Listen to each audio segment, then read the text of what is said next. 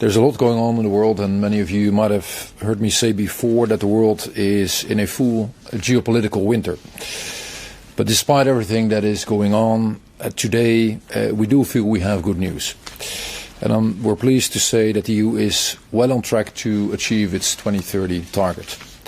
And that comes, as Teresa Ribeiro was saying, right from the Commission's assessment of the final national energy and climate plans. If you look at the data, you will find that the EU has already reduced emissions by 37% since 1990. And if you would make a comparison between 2022 and 2023, that year alone is an 8% downtick, which is basically confirming and speeding up the trend. And if we continue on that trajectory, I'm confident we can and we will make it. The national energy and climate plans complement EU policies that are already showing, in my view, truly impressive results.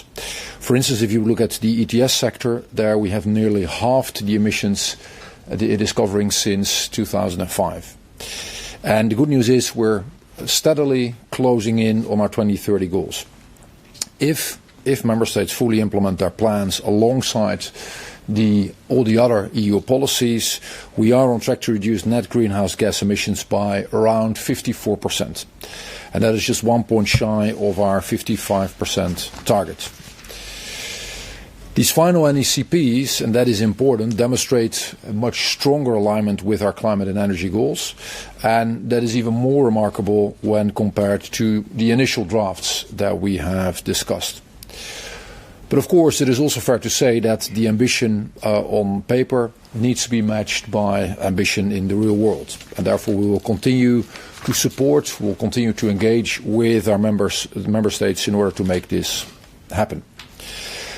It will also mean stepping up investments in clean technologies, in carbon farming, in electrification, in grid modernization, and of course in all the skills that we will need to support a climate-neutral economy.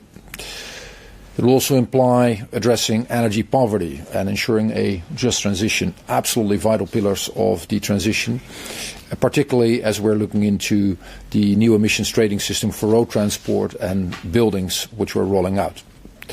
Now, the EU is, of course, offering substantial funding for each and every of these efforts.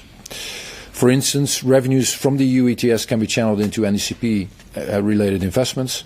And of course, as I'm sure you're well aware, the SCP, the Social Climate Fund, will provide targeted support to low-income households and SMEs, particularly in the sectors of building and transportation.